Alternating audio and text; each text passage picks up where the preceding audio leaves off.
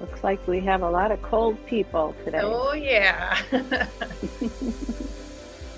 I'm cold.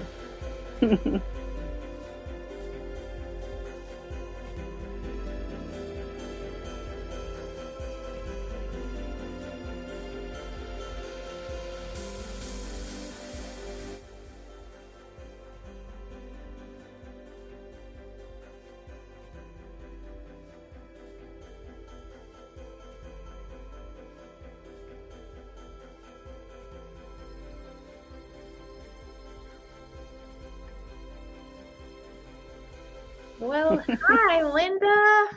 Hello, Aubrey. How are you today? I'm good. I'm freezing. It's been -1, -2 here.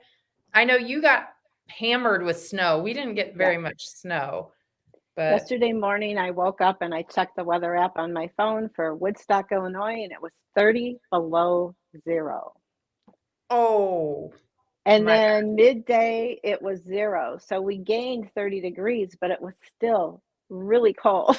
That's not like what is that the way it feels with the wind, or is that No, the temperature? that was the actual temperature. Oh my goodness. Yeah. Well, ours Yeah. wasn't that bad, but it's still been really cold here.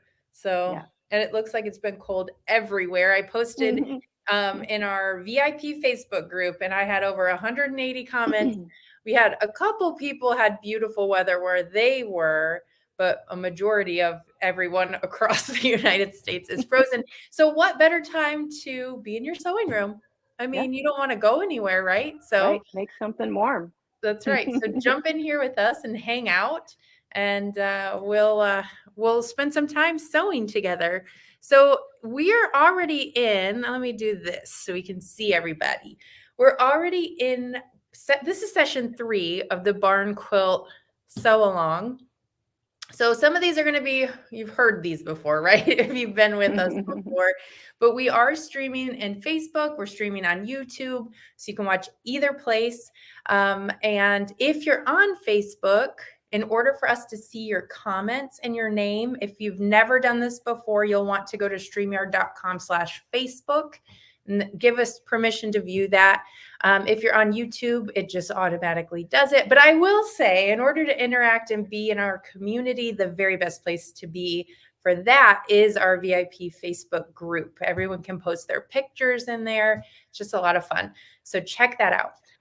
The second housekeeping item is just a reminder that we do have wonderful customer service. We have a real person named Nina who answers the phone, or will call you back if she's on with another customer, and her email and phone number is there as well. So if you have any questions specific to you, your account, or something like that, that's the way to go. And today, what are we doing today, Lynda?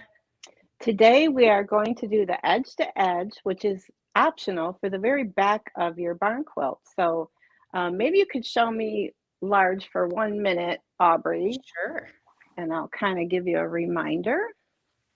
This is the front of the Rolling Star barn quilt. And if you want to, you can do our optional edge to edge files for the back. So that's what we're going to work on today. You don't have to do it, it's optional. Typically we get this far with the top, and then we put a piece of fabric on the back and stitch in a ditch. But I thought it would be so much fun to make it a little bit interesting and put some quilting on the back. So that's what we're going to do. So I think of that, yeah. Okay, yes, you go ahead and do that.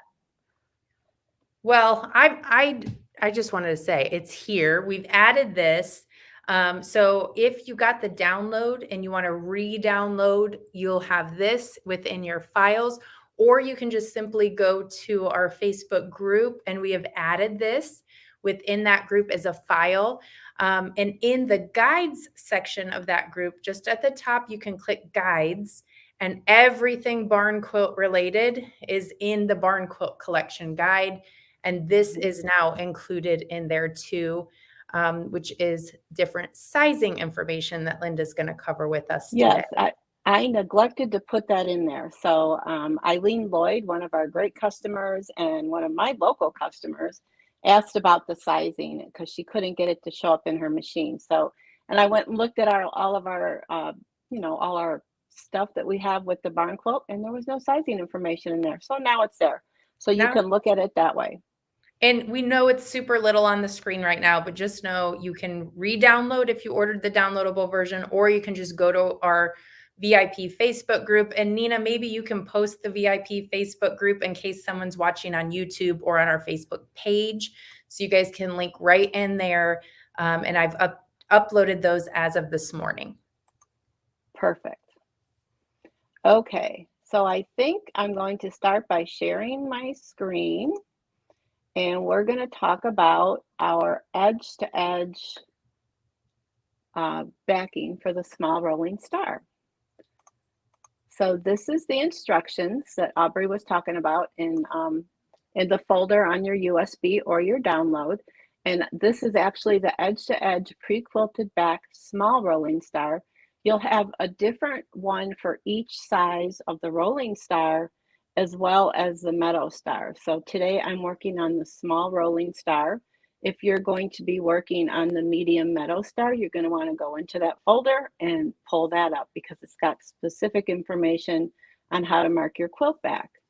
So first of all, we start with your small quilt back fabric, and it's 36 inches long by width of fabric.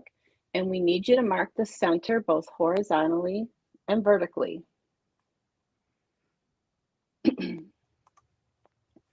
Then on page 2 of those same instructions, by the way, this is all done on the right side of the fabric. All of the sparking is done on the right side of your fabric.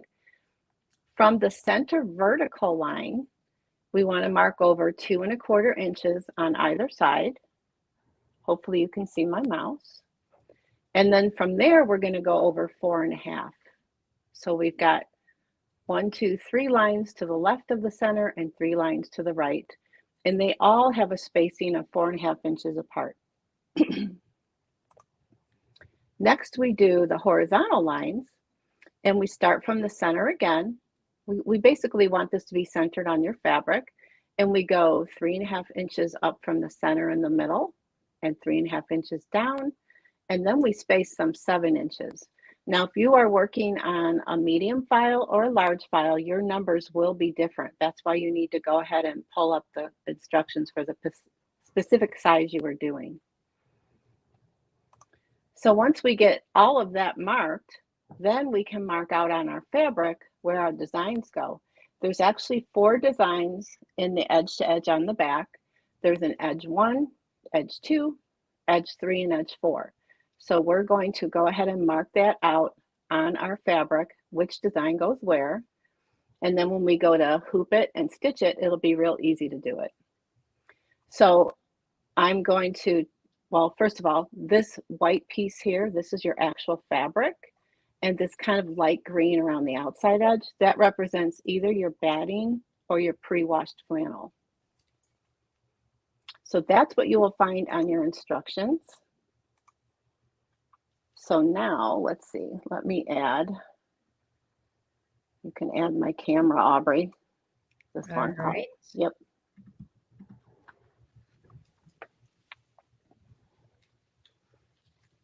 Now this is what I like to see, the real life demonstration. Yeah, so this is my fabric all marked out. It's probably going to be a little hard to see, but there's a 1 there, a 2, 1, 2. So that's going to go all the way across, and then 3, 4, 3, 4. So this is the bottom lower left corner of my quilt. I'm actually going to show you, I'm actually showing you a really low-tech way to do this. There are lots and lots of machines out there that have all the fancy cameras and apps, but if you don't have a machine like that, you need to know what to do. So that's how we're going to do it. We're going to do the very low-tech version. So hopefully you can see I have a number 1 right here. And this is my marks that I did, that I showed you on our instructions. And I will take my hoop. A lot of hoops will have, I'm sure they all do, they have center marks at the top and the bottom, and they're also going to have center marks on the sides.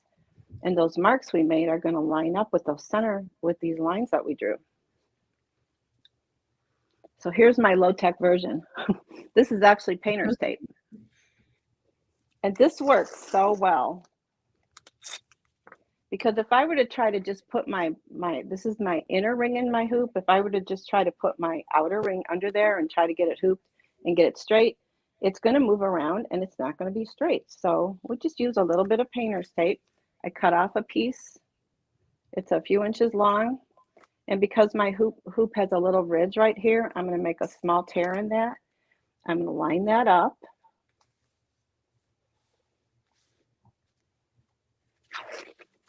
And tape it down. I'm going to line it up down here.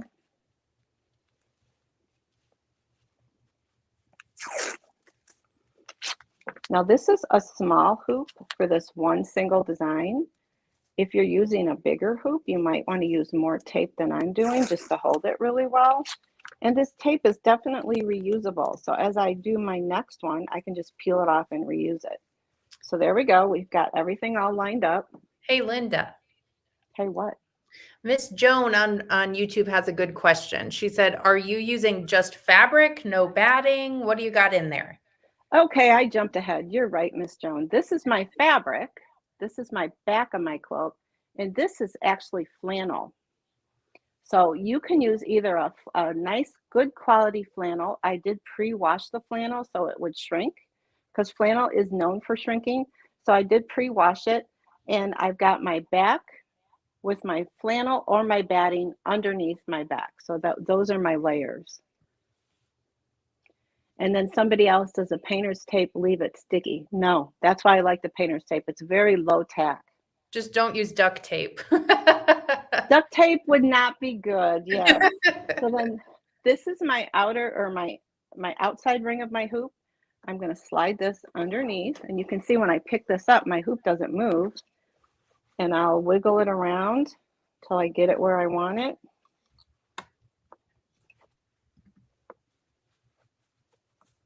And push it down in there.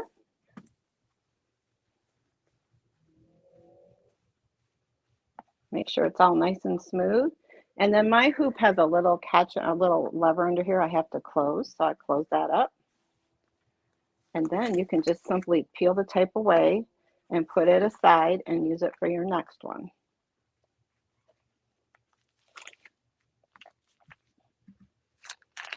Teresa said she wishes she would have known this 20 years ago. It would have avoided so much frustration. Know about the tape? I think so. And then Jude said, so do you need to use some form of batting in addition to the battleizer? And what you're saying definitely. Yeah, you want to use something. And this flannel is just a really nice thick flannel.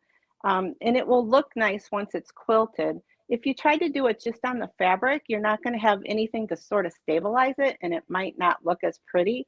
Plus, I like a little bit of lightweight layer on the back of my quilt just to kind of hide the seams on the back of the quilt once it's joined together. And I so think yeah, I'm glad you like.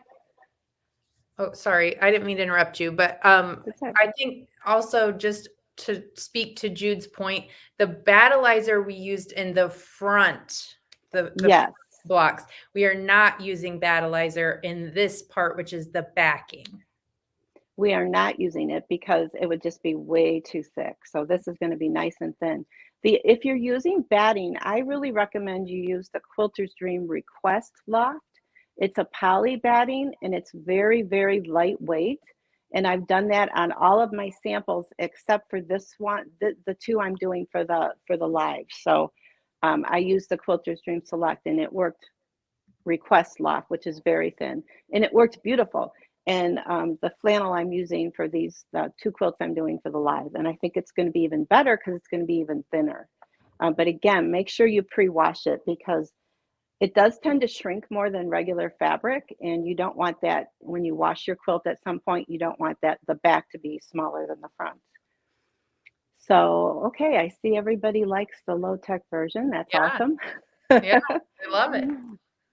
So I'm going to switch real quick to the sewing machine, Aubrey. Okay. And while she switches her camera, just so people don't get dizzy, I'm going to take over the screen for a minute. So we're on session 3 right now. And next week, we're actually going to come back, and Lynda is going to wrap up the whole sew along, talking and showing you about the facing. So instead of a binding on this quilt, she did a facing, and she's going to get into all that plus the label next Wednesday. It's already going to be January 24th, you guys. January 24th, same time, same place. So that's when we will wrap things up, and I will put your demo cam on. Yep. All right. Okay, so in my sewing machine, I've got just regular embroidery pre-wound bobbin thread. And in my needle, I put whatever thread that I want to quilt with. And I have this kind of a teal color thread that I'm going to quilt with. You might want to turn your light off so we can see. Oh, yes. Thank you. I forgot about that. Let me do that.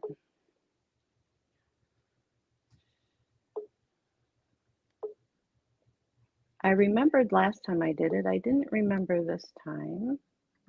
So many people are excited about the way you taped that. And Marge says that she really wished she would have known that when she did some embroidered towels for Christmas. Oh, that's always been a struggle for me is getting that hoop in there.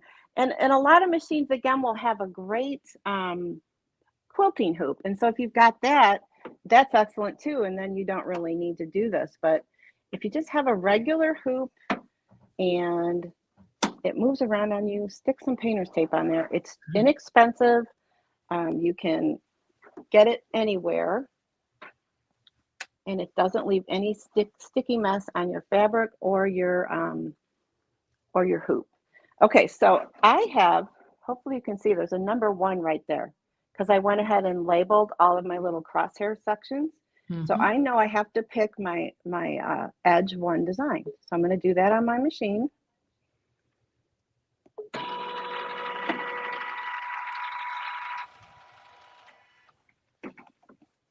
I'll put my hoop on.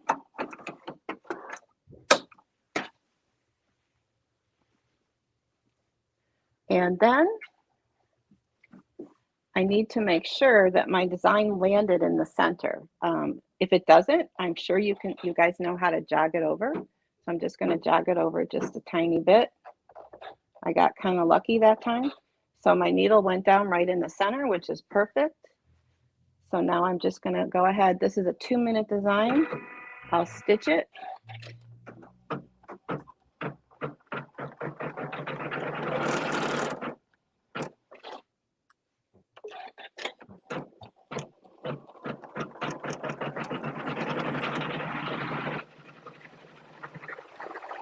And everyone always wants to know what kind of machine you're using. If you want to give it a plug, now's your chance. Okay, I'm using the Janome Continental M17 because I'm a Janome dealer, and why not, right? Right. But any good quality embroidery machine will work just fine. We've got all the formats on our designs, and what I'm showing you as far as the method I'm using can be done on any machine. This machine happens to have a lot of Janomes, has an app for placement. That'll work fine too. Some of the machines have cameras. There's lots of different ways you can place designs, but I like to show you the low-tech version because frankly, it's very fast and very effective.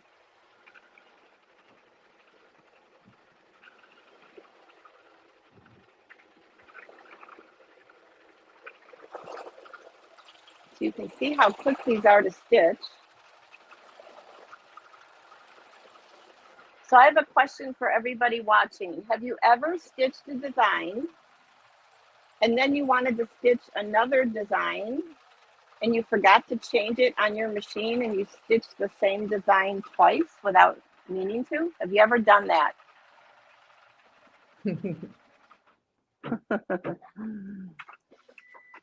Well, in case you haven't, I sure have. Carla wants to know if my hoop is an 8x8. This hoop is not an 8x8. So what I'm saying is now I need to go ahead and stitch design number 2 here. I need to take my hoop off and rehoop and stitch design number 2 next to it. So what I don't want to do, I'm going to put my screen on, the camera on my screen, and hopefully you can see it. It's not too bright. I don't want to leave my design up on the screen because inevitably I'll sit down and think that's the right design. So what I want to do is go ahead and open my next file. I'll go to the file where all of my designs are, and I leave all of my design choices up here. That way when I sit down again and go to sew, I won't go, oh, I'll make sure that I pick the right design. I can't tell you, I've done it a few times. I've done a few of these quilt backs, and I'm very upset when I have 2 1s next to each other and I need a 1 and a 2. Well, they probably look pretty similar. I mean, we know they're different. They look pretty similar. Yeah, because they're like mirrored or something like that. I'm going to move my camera again. Also, probably depends on what time of day or night you're sewing, right? Oh yeah, if you're paying attention, if you're listening to music, whatever. Yeah.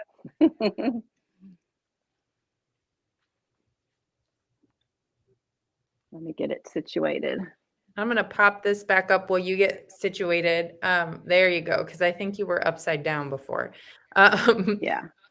So while she's doing that, I just want to make sure you guys don't get dizzy. All right, you ready? I'm ready. All right. Okay, so here's my design number 1 stitched out on that crosshair that we drew onto our quilt back fabric. Take off the hoop. Set it aside. By the way, I did not use, you can use it, but I did not use any kind of spray based or anything to stick my layers together because I find that the fabric grabs onto either the flannel or the batting. So I just like to unhoop it, smooth it all out, and move on. So now we're ready to hoop up for number 2. So we repeat, rinse and repeat. Line up my little cross sections of my hoop. Now my tape is all ready to go. I just stuck it over to the side here. And Lynda, you might have said this, and if you did, I missed it, but someone's asking, which is a good question, what did you use to put those marks on your quilt? I use a Fix-On pen. You got to be a little careful with these. For example, if I mark this on red, it'll leave a white line when you iron it off. A dark fabric, it'll leave a white line. This is white fabric. This irons off just fine without any trouble. If you have a dark fabric, you could use like maybe a blue air or one of those air erasable markers or a blue marker or a white chalk, something that'll come off.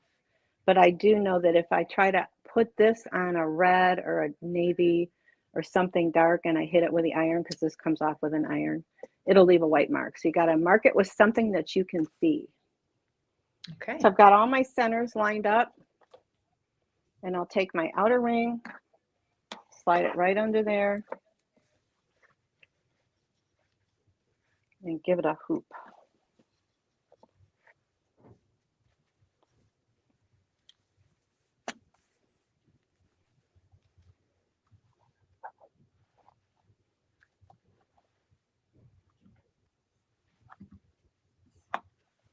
And then I can take off my tape. And I won't go back to the machine because you know what I'm going to do next. I'm just going to call up my design number 2, stitch this out, and keep going. Okay. Carla So has yeah, question? Carla's asking, and that's kind of a good question, depending on where these go. She said, could you do all the 1s and then all the 2s? Just so she could keep it straight, I think. Well, I suppose you could. I don't see why you couldn't do all the 1s and then all the 2s. But I kind of like to go across and then start to go down. And that way I can see it all fill in nicely. Mm-hmm. Okay, if we do not mark the lines, does the design have a start and line position on the design to line it up? You need to mark the lines because that's your center of your design. All right.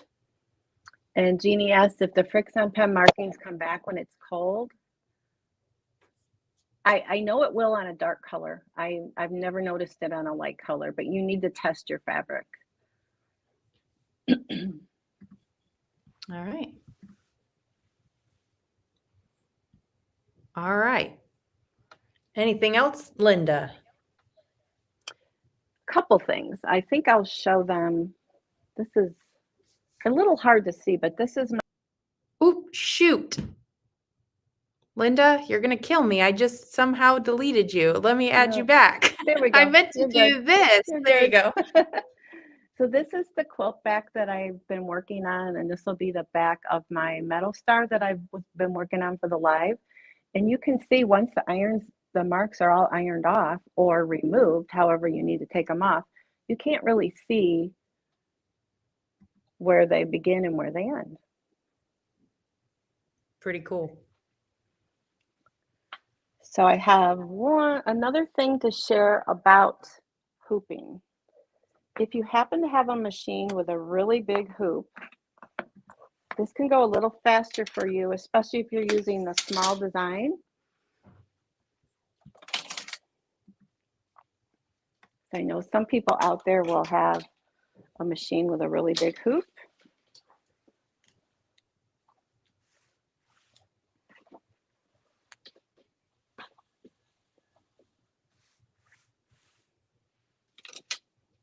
So this is my ridiculously big hoop. I was gonna And say. I am able, you don't have to make templates. If you have the ability to make templates with your software for your machine, you can go ahead and print up your full-size templates. And I've labeled this edge 2. So I'm just going to kind of put them on here as a rough, just roughly. I'm not attaching them. I'm not concerned about them being perfect because I have my marks on my fabric. So this is 3, this is 4.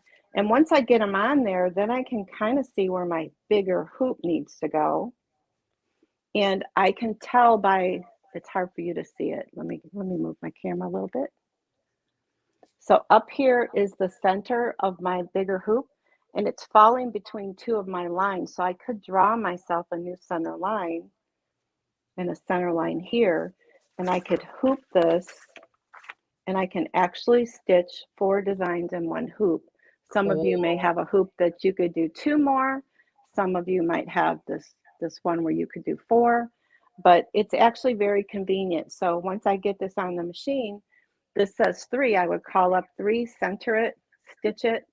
This is number 4, call that up, center it and stitch it. 1 and 2 the same, and then I could get them all done with just hooping once and getting 4 of them in there. That's awesome. What size is your big hoop? Someone wants to know. Inquiring minds. I think it's a 11.9 by 18. That's the size of the big hoop that I have. But there's a lot of big hoops out there. A lot of them you can get 2, some you may even get 4. So once you get your whole back piece stitched, then it's time to layer it with your front. So you will put it flannel side. I will put the flannel side to the back of my battleizer, and I will pin it in a few places, and then I'll start stitching in the ditch to do the quilting. And the quilting will be done with, I like to do it with monopoly thread in my needle and monopoly in my bobbin as well. And I would just stitch in the ditch between all of your blocks, and then you're done with the quilting part. You can, here's a sample of a finished one. Hopefully you can see a little bit, maybe you can see it right here. There's like a little bit of a serpentine stitch. Can you see that? Well, a little bit when you hold it up, I can. Maybe you can see it on the back. You see the serpentine stitch? So that is done in the ditch between all of my blocks. So that's how you would quilt the 2 layers together. And remember, I have the flannel side is under this, and then you put the flannel side to the battleizer, and then you can stitch in the ditch. Cool. Okay, Nina's getting some questions, and she's asking if we can clarify this for some people. And I know you'll know, but she's saying, can you clarify, you know, where you're using the flannel, where you're using the battleizer, the different layers within the quilt? Yes, so we stitch the quilt front on battleizer. For the quilt back, you're going to use fabric. This is fabric. I know it's hard to see it because it's white, but this is regular fabric. This is my flannel or my wool. I can use either one. So the fabric for the back gets laid on top of the flannel or the batting, and you're quilting on the right side of the fabric. Okay, that's super helpful. And then this question, I don't know, Lynda, you tell us. Karen O'Brien asked, could I use the quilting file to quilt a whole quilt, meaning top, batting, and backing? Such a cute design. Absolutely, you could. And then instead of putting like embroidery bobbin thread in your bobbin, you could make the bobbin thread the same as your needle thread and just quilt the whole thing. In that case, I would bring the bobbin thread up to the top when you start it, so you don't have any knots or anything on the back. But yeah, for sure you could do that. That'd be pretty. You just have to mark, you would have to do these markings on your quilt front. Okay. You guys got any other questions while we've got her here?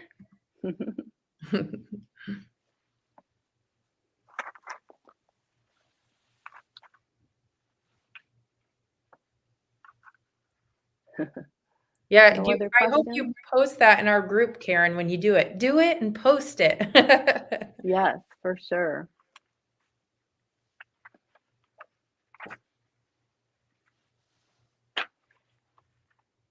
Okay. All right. I don't see any other questions. Oh, there we go. Good. Carla has one.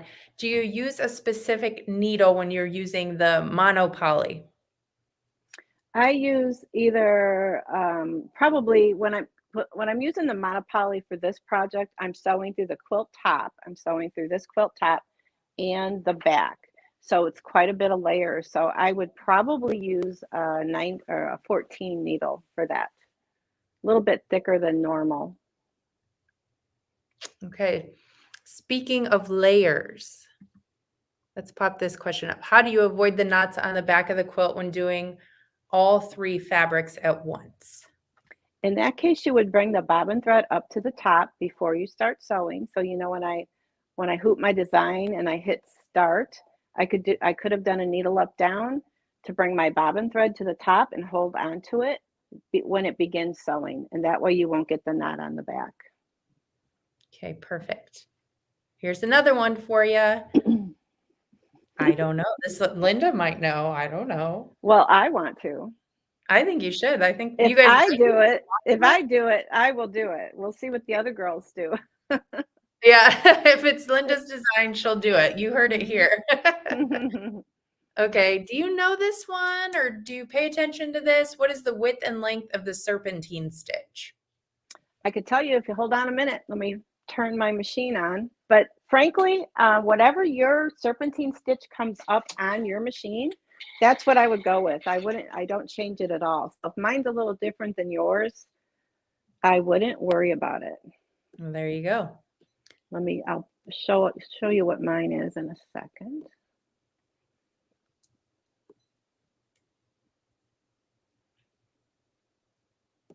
All I got to do is find it. Okay, the stitch that I happen to use is 2.5 in the length and 5 in the width. And what I like about it, is you've got seams under here. And by doing that serpentine stitch, it kind of nails the seams down, the bulk of the seams. I'm talking about these seams right here. The serpentine stitch will kind of nail that down for you. So it'll keep it nice and flat. All right. And then what do you think? Local quilt shop have monopoly bobbins? They probably will. If they don't, they could get them for you. But they're nice. The pre-wound bobbins are great because winding a bobbin in this stuff is kind of a pain in the butt because it's very stretchy, and they get a lot of thread on there and they last quite a long time. Why don't we sell those? Oh, we probably could. Yeah, we probably could. We could get that on the website by tomorrow. Probably should put that on the website. And then here's a good question too. Can you use fabric in place of flannel? It sounds to me like you're going to want that flannel or a batting with your fabric. You want something a little fluffy. So that's why I chose flannel with my fabric, or like I said, fabric with a very lightweight batting, because you're going to have all those layers together and you want it to be, this has the Quilter's Dream Request Loft and the battleizer, and it's very soft. So this will be even softer with my flannel. It'll be thinner. Okay. Yes, we do have a replay. I saw that question too. I'm not sure about this question. I'm not sure what she means. Maybe you'll know, Lynda. Can you see it? What about the knots on the back of the 3 fabrics at the end of the design? So what I would recommend, you can't avoid that, is it's got to knot. What I would recommend you do is turn off your automatic thread cutter. Same thing we do when we have a Hoop Sisters design where we add the back of the fabric to the back of the block. We always turn off the automatic thread cutter. It'll still make a knot. You're going to want it to make a knot because you don't want it to come out. But then you can just clip your threads nice and close and you won't have that kind of a little mess back there. And Cindy, maybe you just missed it, but Lynda actually did put a really big hoop. It wouldn't even fit in the camera. Right. Really big hoop. And she did show this. So if you're just joining us, maybe jump on and rewind it, watch the replay, fast forward, rewind, all that good stuff till you get there. But we did talk about that, and yes, you can. Okay.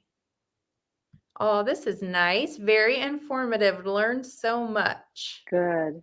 Carla, oh yeah. Monopoly bobbins. Yes, please.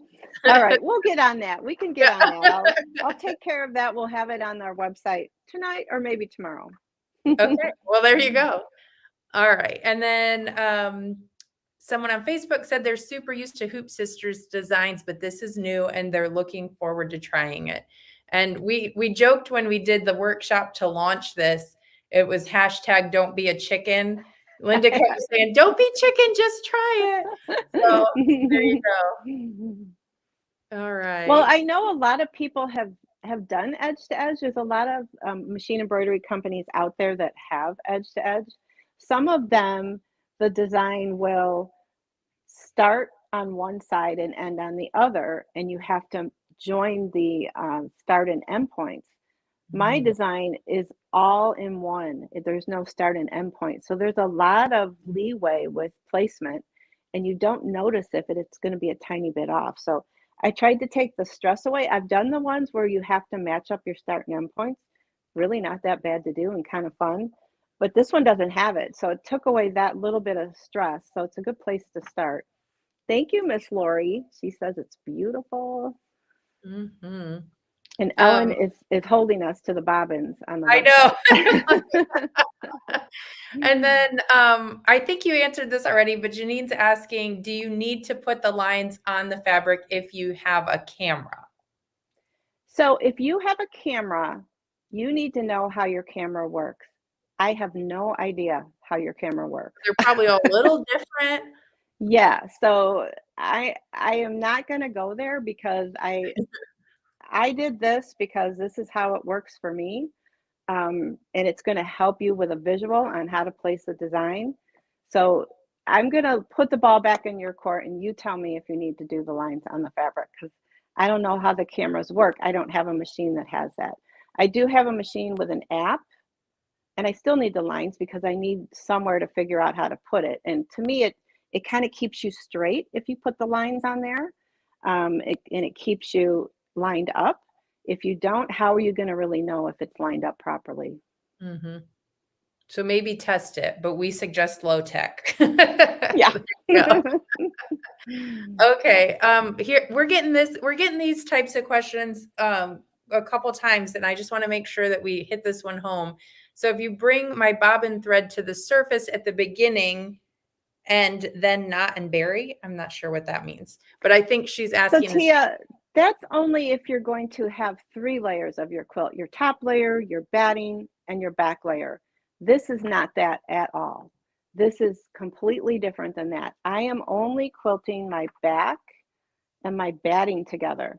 So I don't have to worry about bringing my bobbin thread up to the top. I don't have to worry about knotting or knit or burying. I don't have to do any of that. I just cut it right off. So I think what you're talking about is when you're actually quilting the 3 layers of the quilt together, then you want to do all that, but that is not what we're doing here. Okay.